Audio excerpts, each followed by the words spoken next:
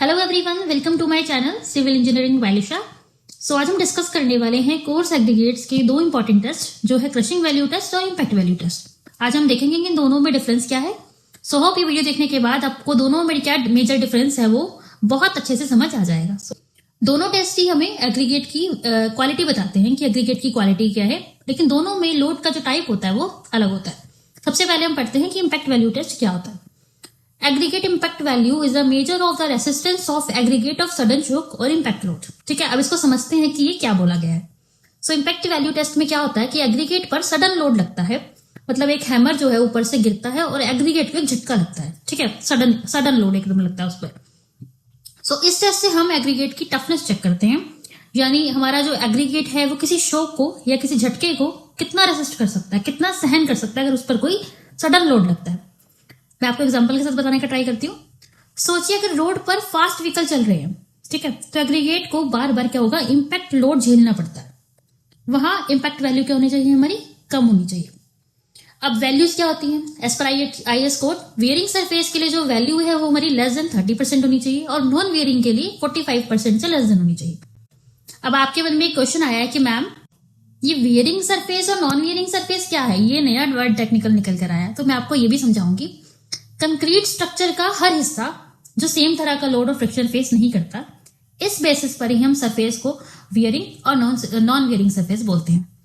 Wearing surface वो होती है जो डायरेक्ट यूज में, फॉर एग्जांपल्स रोड्स और हाईवे, ठीक है, पेवमेंट हो गई, फैक्ट्री के फ्लोर्स हो गए, रनवे हो गए, यहां पर एग्रीगेट पर डायरेक्ट ट्रैफिक लोड और रबिंग होती है। ठीक है, इसलिए एग्रीगेट स्ट्रॉन्ग और टफ होना चाहिए। देखो मैंने अभी आपको कहा कि फैक्ट्री के फ्लोर, वहां पर मशीन इधर आएगी, इधर रखेंगे, सेटल होती रहेगी, तो वहां पर इम्पैक्ट लोड उस पर लगता रहेगा। इसलिए IS कोड कहता है कि इम्पैक्ट वैल्यू वेयरिंग सरफेस के लिए लेस देन 30% होनी चाहिए।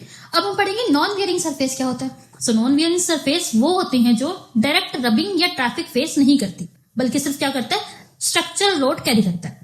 फॉर एग्जाम्पल बीम्स हो गए, कॉलम्स हो गए, फुटिंग हो गई, या फिर स्लैब, जो नॉर्मल रेजिडेंशियल में स्लैब होती है वो, या फिर वॉल्स। ठीक है, यहाँ पर क्या होता है, लोड सडन नहीं होता बल्कि कंस्टेंट और डिस्ट्रीब्यूटेड होता है।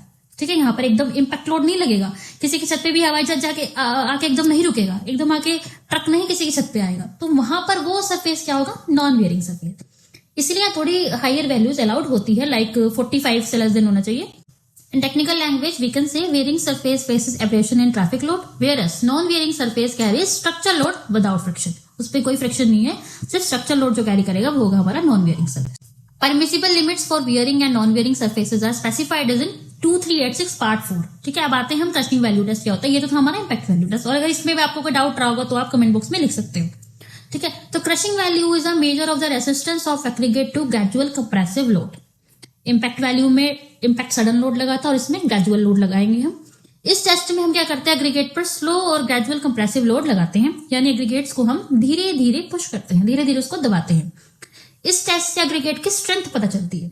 ठीक है, यानी एग्रीगेट प्रेशर को कितना झेल सकता है। उसमें हमने पढ़ा था कि सडन लोड को कितना झेल सकता है, और उसमें हम पढ़ रहे हैं कि एग्रीगेट मतलब जब उस पर ग्रेजुअल लोड लगेगा तो वो कितना प्रेशर झेल सकता है। फॉर एग्जाम्पल बिल्डिंग के नीचे जो लोड आता है वो सडन नहीं होता बल्कि कांस्टेंट लोड होता है, इसलिए वहां क्रशिंग वैल्यू इंपॉर्टेंट होती है। ठीक है, रोड्स पर इंपैक्ट वैल्यू इंपॉर्टेंट होती है और जो बिल्डिंग है उन पर क्रशिंग वैल्यू इंपॉर्टेंट होती है। ठीक है, तो वैल्यूज वेयरिंग सरफेस की लेस देन 30%, जैसे मैंने आपको पहले बताई थी, अदर कॉन्क्रीट की जो है वो 45% से लेस देन होनी चाहिए। ठीक है, अब अगर मैं टेक्निकली आपको डेफिनेशन में इनका डिफरेंस बताऊं तो aggregate crushing value indicates the strength of aggregate under compressive load, whereas aggregate impact value indicates the toughness of aggregate under sudden और impact load। ठीक है, ये था दोनों में टेक्निकल डिफरेंस।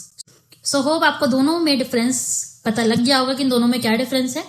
एंड ये सारा 2386 के पार्ट 4 में दिया हुआ है, एंड आप वहां पे जाके भी इसको चेक कर सकते हो, एंड फिर भी कोई डाउट हो तो आप मुझसे पूछ सकते हो। Thank you so much.